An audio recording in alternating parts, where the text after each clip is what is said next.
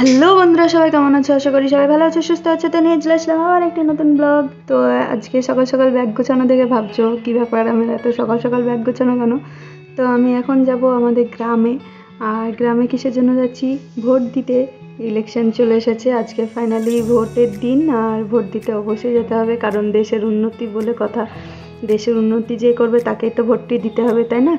তো ভোট দেওয়ার জন্য সকাল সকাল রেডি হয়ে গেছিলাম। সকাল 7টা থেকেই ভোট শুরু, সেই কারণে বাচ্চাদেরকে একটু তাড়াতাড়ি টেনে তুলেছিলাম, কারণ যে রোদ্রু যে গরম পড়ছে, আর এই গরমে রোদ্রে দাঁড়িয়ে ভোটের লাইনে দাঁড়িয়ে থেকে ভোট দেওয়া অসম্ভব, সেই কারণে তো বাচ্চাদেরকে রেডি করে নিজে রেডি হয়ে চলে আসলাম গ্রামের বাড়িতে। আর গ্রামের বাড়িতে বলতে আগে আমি এসেছিলাম আমার মায়ের বাড়ি, আর মায়ের বাড়িতে এসে একটু রেস্ট নিয়েছিলাম। রেস্ট নেওয়ার পরে চলে গেছিলাম আমার শ্বশুরবাড়ি, আর শ্বশুরবাড়িতে মিজান ছিল, মিজানকে নিয়ে চলে আসলাম এবার ভোট দেওয়ার আশায়।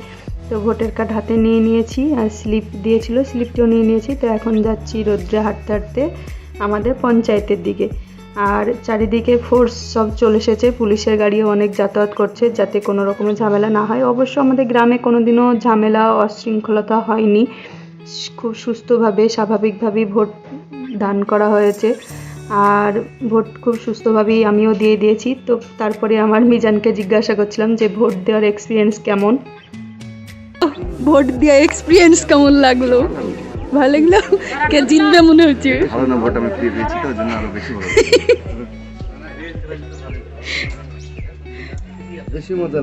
বেশি মজা লাগলো।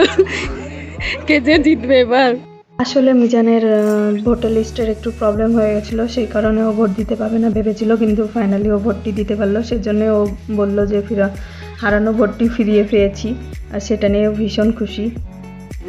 বলো, ভোট দেওয়ার এক্সপিরিয়েন্স কেমন লাগলো? হ্যাঁ, এখন কি দেখছো ভোটে কে জিতছে, তাই নাকি? ভোটে দেওয়ার চিহ্ন কই? ভোটে দেওয়ার চিহ্ন কই? তুমি ভোট দিয়েছো না? ভালো করে দেখাও, ভালো করে। আমি ভোট দিয়েছি। ভোট দিয়েছো? তুমি কি সত্যি ভারতের নাগরিক? Yes, I am Indian. বাহ কাকু বাহ। তো আমি রাস্তা দিয়ে যেতে যেতেই সব বন্ধুদের সঙ্গে দেখা হয়ে গেছিলো মিজানের, আর সবাই মিলে এভাবেই আড্ডা দিচ্ছিলাম। আর আমাদের গ্রামের উন্নতি কি আর বলবো, উন্নতি কতটা হয় না হয় বলে বোঝাতে পারবো না। কারণ আমাদের নদীর ধার বাঁধিয়েছিল, 2 বছরও যায়নি, নদীর ধার ভেঙে পড়ে গেছে, এবং রাস্তাঘাট তো তৈরি হতেই আছে, রিপেয়ারিংও হতে আছে, কিন্তু রাস্তা মেন রোড কত সুন্দর হয়ে থাকবে, পিচ তো পড়েই না, মনে হয় শুধু পাথরটা সাজিয়ে দিয়ে গেছে, আবার পরের বছরই আবার রিপেয়ারিং হয়। তো এইভাবে আমাদের রাস্তাঘাট হয়। তো আমরা যে রাজনীতির নেতাদেরকে ভোট দিচ্ছি, চাইছি আমাদের দেশের গ্রামের সবার উন্নতি হোক, কিন্তু উন্নতি কম, বরবাদি বেশি এখন। তবুও ভোট দিতে হবে, সবাইকে সাপোর্ট করতে হবে, আর দেশের যে উন্নতি করবে তাকেই অবশ্য ভোট দেওয়া উচিত। সবাইকে বলবো দেশের যে উন্নতি করবে তাকেই অবশ্য ভোট দিবেন আর সাপোর্ট করবেন, দেশের উন্নতি অবশ্যই জরুরি। না জিতেই খাওয়াচ্ছিস, জিতবি না তো বটেই, জিতলে তো কি খাওয়াবি? মনটা ভরে গেল আমার। বাহ। তো সব বন্ধুদের মধ্যে এখানে 2টি নেতা ছিল, 2টি নেতা 2 দলের, সেই জন্য এরকম আড্ডা দেওয়া হচ্ছিল।